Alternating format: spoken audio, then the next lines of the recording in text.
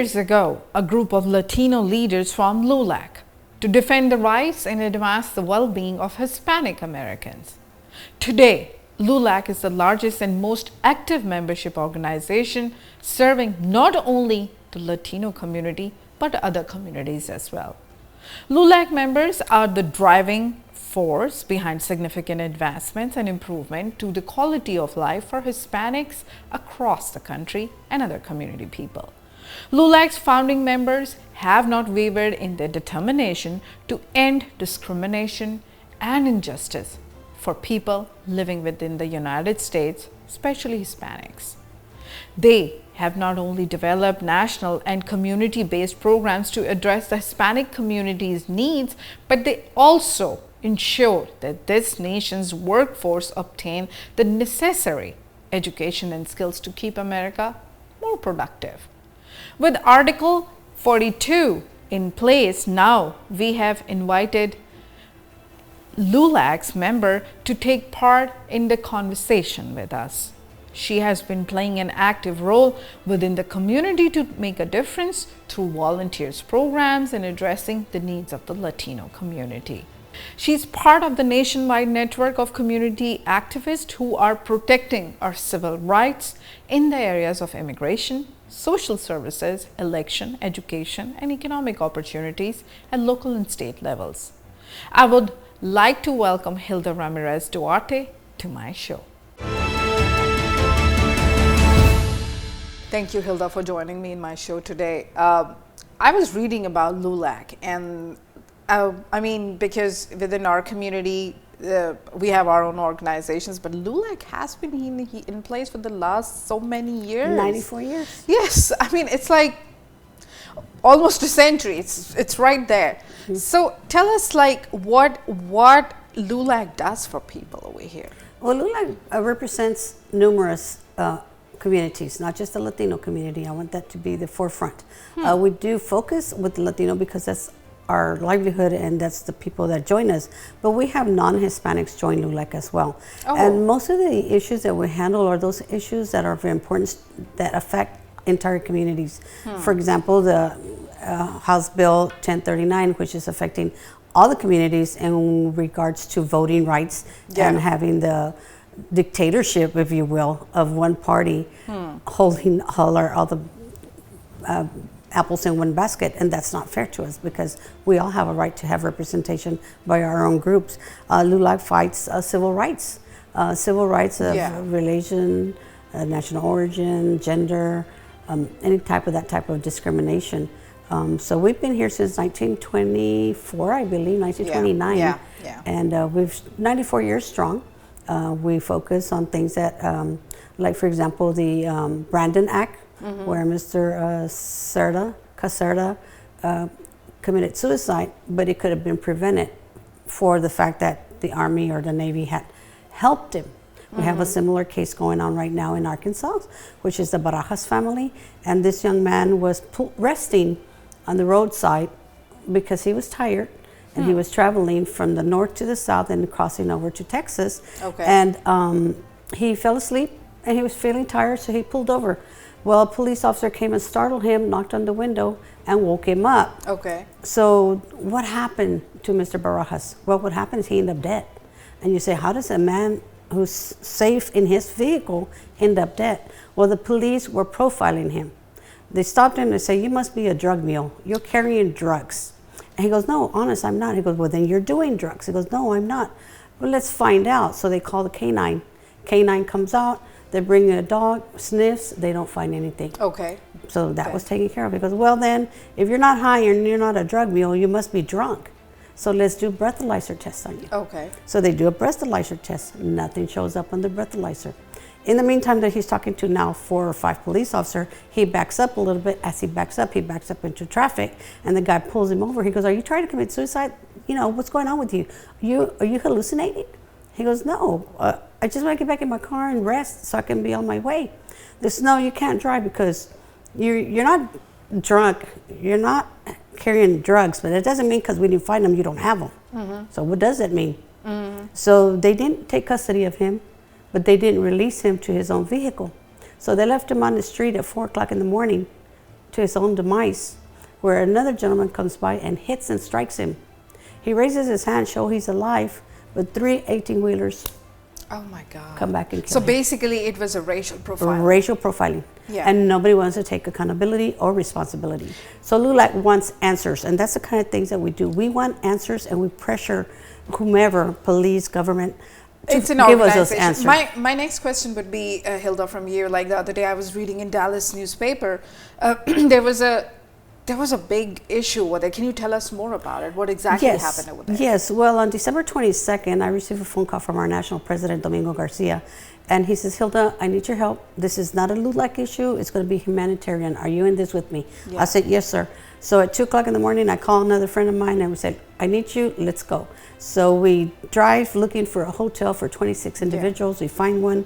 At 4:30 in the morning, FBI shows up with 26 individuals, one child that was 3 years old.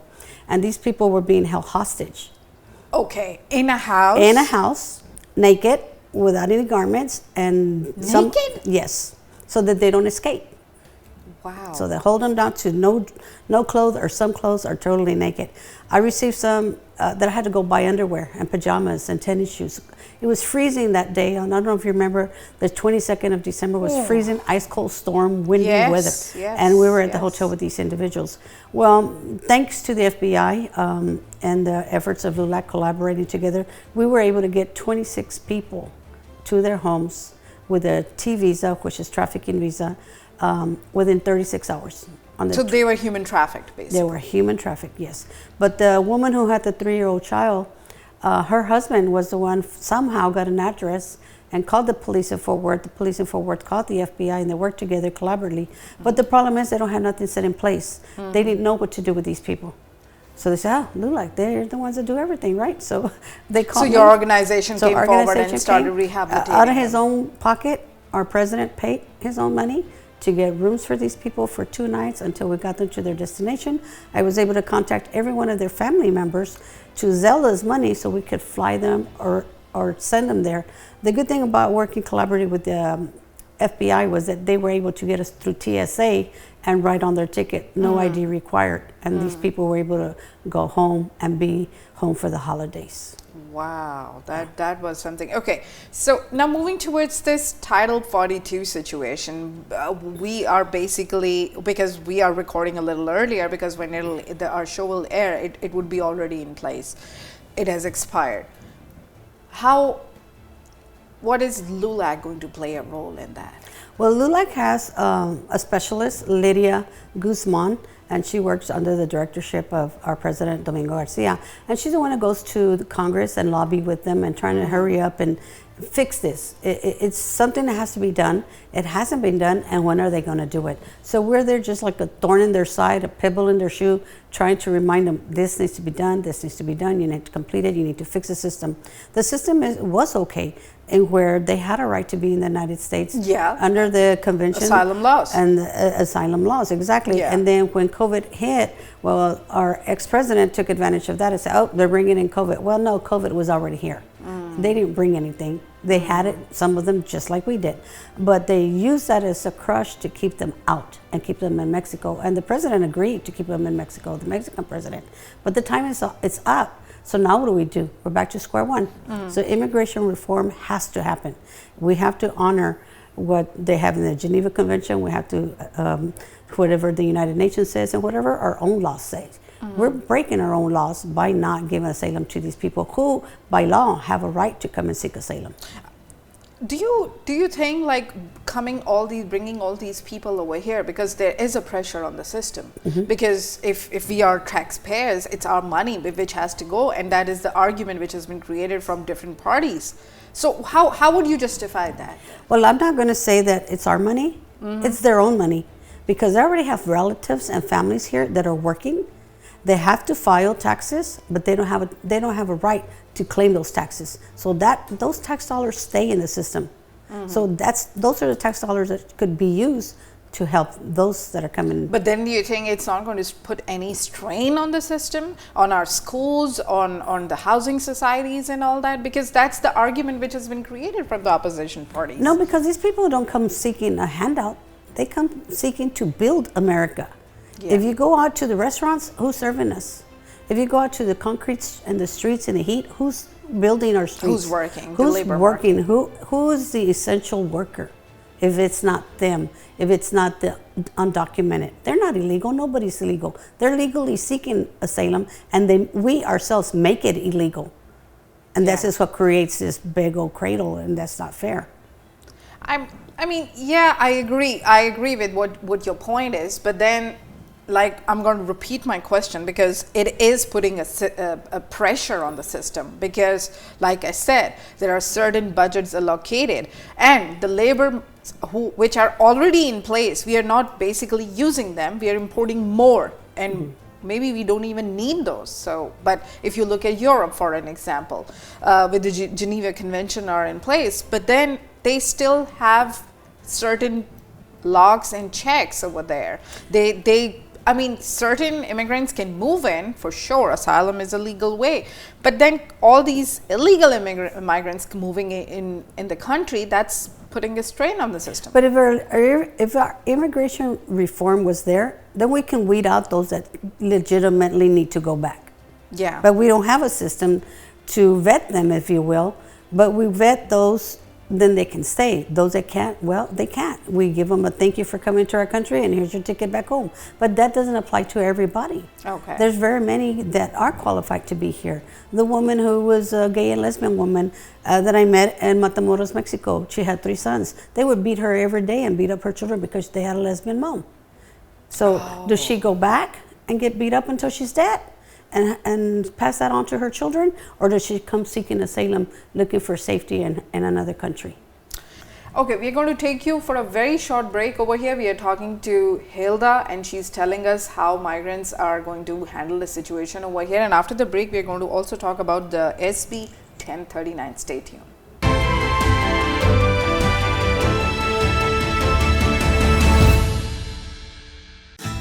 During the Move Up sales event at Big Star Cadillac, upgrade your luxury for just $1 down. Move up to the new 2023 XT4 Luxury Collection, $379 a month for 39 months lease with just $1 down. Or purchase and enjoy $1,000 bonus cash. Let Big Star's Cadillac to your door bring you a concierge test drive. Gulf Freeway, just 2 minutes south of the Beltway.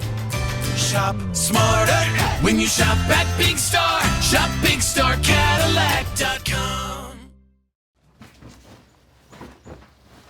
Hey!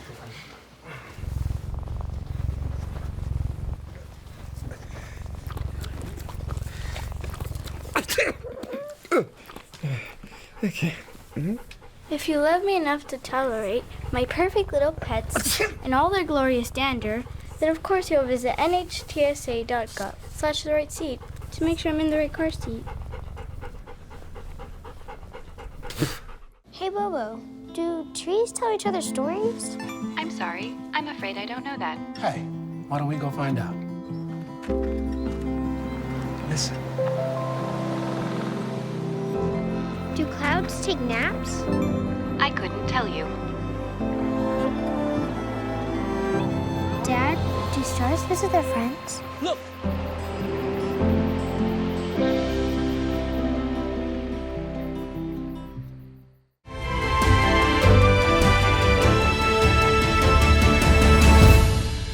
Welcome back. You're watching with me, Truth Be Told, with me, Sofia, Jamal, and we are talking to Hilda over here with us. She is the National Chaplain of LULAC.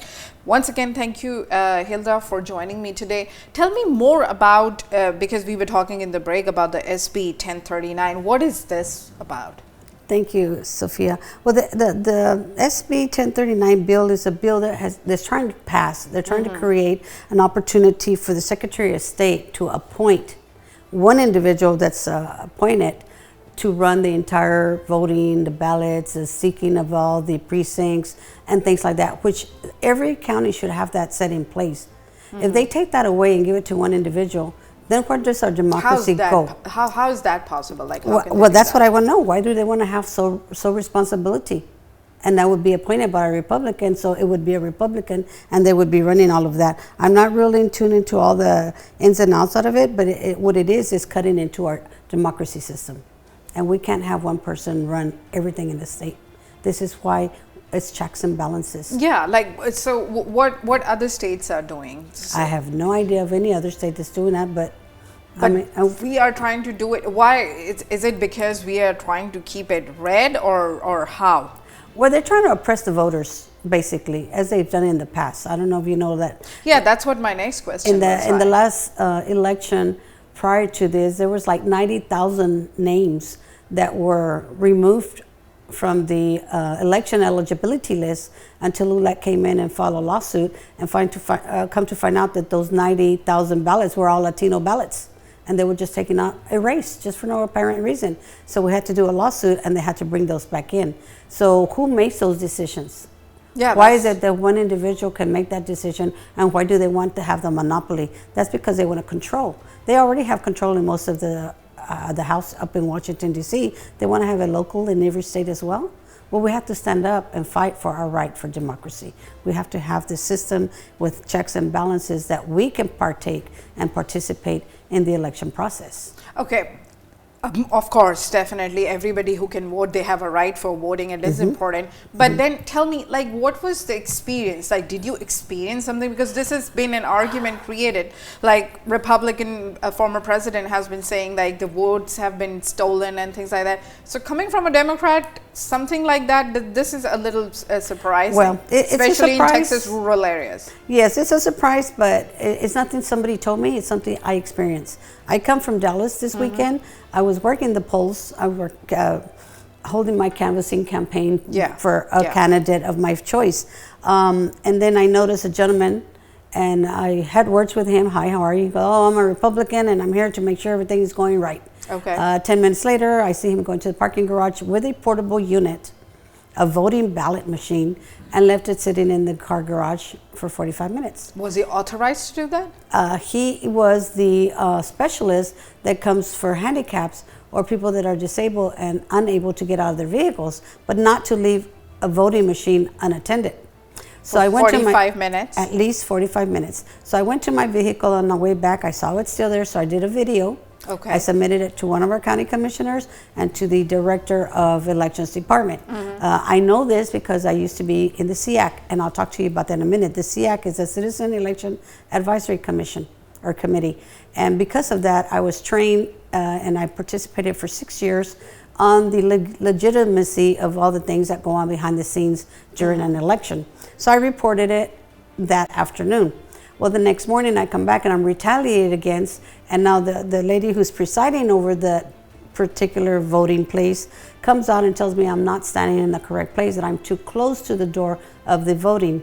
Well, the address is at the front, the voting is at the front, and now I'm at the back door. Okay. And I said, yes, I can't stand here. She goes, no, you can't. I said, yes, ma'am. I said, you put that marker there, and the marker stands. This is my distance.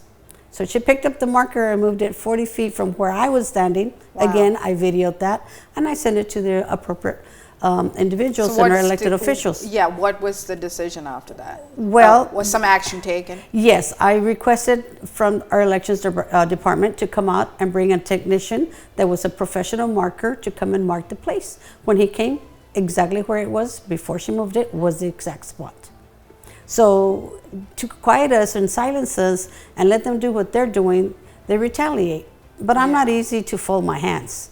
But any regular person, you've been a community activist for so long. But for any person, because I'm moving the situation for if it would be me, probably I would or somebody else, XYZ, they would just stay quiet and they would meek out and they would be like, oh, okay, it's okay. No, stand your ground. Know your rights. That's the most important thing about knowing your rights.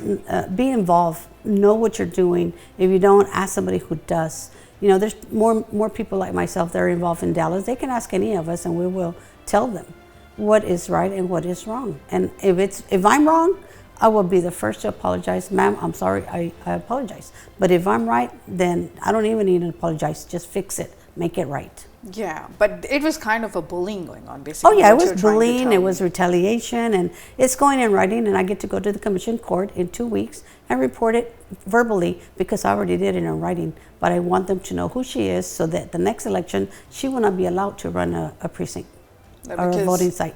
So did you see her misbehaving Oh, with yeah. other members over No, there? no. or And one of the voters? things that she told me was, well, we had complaints yesterday that you were charging people at the back door.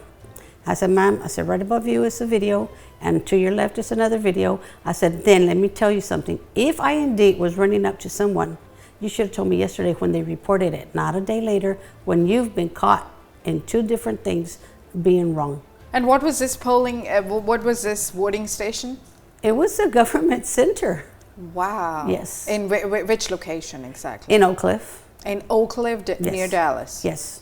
And in Oak Cliff, and it exactly happened. And then they haven't taken any action after that? Well, we have to wait after voting elections because the SEAC committee members will then gather and they will review all the complaints that went through. Yeah. And then there's a decision made by the committee of which presidents of each precinct will continue and which ones will not, or move them. Or move them, yeah. I mean, like, just because if you're a voter and you're a community activist, you have been working and still you couldn't find what to do, this is surprising. You wanted to tell us about SEAC. What is SEAC? The SEAC is a Citizens Election Advisory Committee. Okay. And so the voters can contact them? Yes, and let me, I want to not be wrong, and I want to tell you exactly what that is. Here we go. And in section 68.051 of Texas Elections and Voter Rights, it talks about the SEAC, that every county, not some counties, every county should have such a committee. Okay. It's mandated by state. Oh. But I was looking through Austin. I went to Travis County and I couldn't find a SEAC committee. So I challenge everybody to go to their county and seek out the Citizens Election Advisory Committee, and they can be appointed by their county commissioners to serve. People, voters. Anybody can you may call. Yeah, like if you feel like the voting process was not fair enough, so you can go and talk to them and they can advise you probably. That's an advising committee. Well, actually, the advisory committee doesn't advise the community. It advises the commissioners Exactly. on what's going on that's being done wrong or how to fix it. Like, for instance, we were part of the voting locations. Now we have voting locations in all the community colleges, and in Dallas County, it's county-wide voting. We can go to any precinct. We don't have to be in my precinct. If I live in Mesquite, but I can go to Oak Cliff and vote. Okay. Or if I live in Cedar Hill and I'm Okay, going to a yeah. wedding, I can vote there. So it's an open precinct voting. They're trying to change that as well. But the Wow. SEAC said, no, we've already voted. This is what it's going to be, and this is how it's going to stay. But in Oak Cliff, what you're telling us about the incident, there was a SEAC committee. Did you go and contact Yes, them? but the SEAC committee will meet after the elections. Oh, so it's then after it's the too fact. late. But we can report it to the director of elections committee, which I have a direct line to. Wow. So it's like, Yeah. I guess end of the day, how important it is for us to go and vote. That's the bottom line, and we should just know our rights. Stay probably. involved, know your rights, educate yourself, and educate others. Thank you so much, Hilda, for joining me today in my Thank you. show. It's a pleasure talking to you, and Thank I'm you. probably the episode when it'll air, I think it's going to open some eyes, and people are going to see what was exactly happening. Thank you so much, Hilda. Thank you. Thank you. The League of United Latin American Citizens, LULAC, is the nation's largest and oldest civil rights volunteer-based organization that empower Hispanic Americans and build strong Latino communities. They have headquartered in Washington, D.C. with 1,000 councils around the United States and even Puerto Rico. LULAC's program services and advocacy addresses the most important issues for Latinos while meeting critical needs of today and the future. The new change is U.S. border policy with Title 42, and we need to move forward as a supportive community with a lot more solution-based approach instead of politicizing an already aggravated situation. And remember, it is important to vote. Thank you for watching Truth Be Told with me, Sofia Jamal.